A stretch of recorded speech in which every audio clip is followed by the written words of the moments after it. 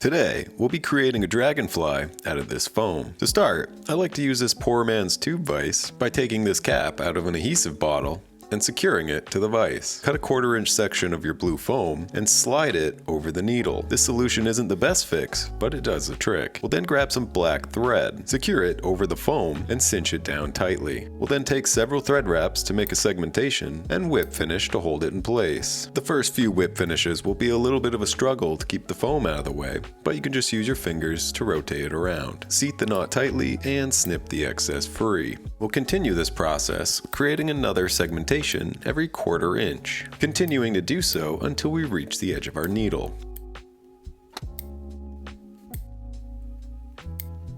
Once complete, we'll slide it off the needle, and if you've done it tight enough, everything should hold together nicely.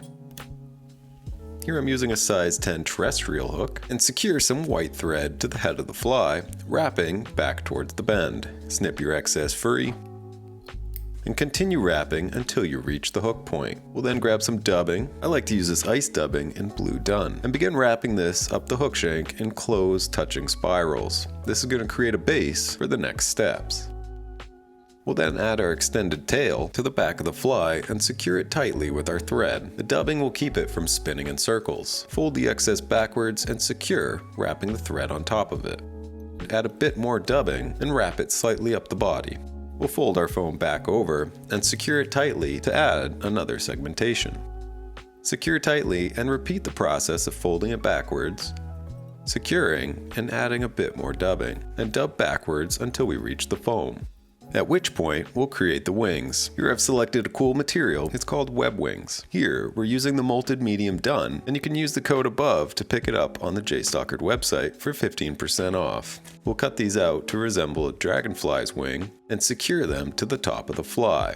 We'll carefully secure each wing individually. This can be tricky, and take your time to make sure that the wing is oriented in the proper position. We'll have the back ones facing out towards hook shank slightly, securing them both tightly, and grabbing some more dubbing to help position them in place. Feel free to do this as many times as you'd like to make sure you're happy with their orientation. Next, we'll simply repeat this process, this time with the wings facing forward, and creating another dubbing noodle to cover our thread and help position the wings, finishing just behind the hook eye.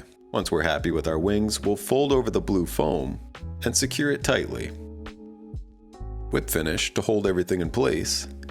Snip your thread free, and trim the foam in a rounded shape. And of course, brush it out to give it a nice, buggy look.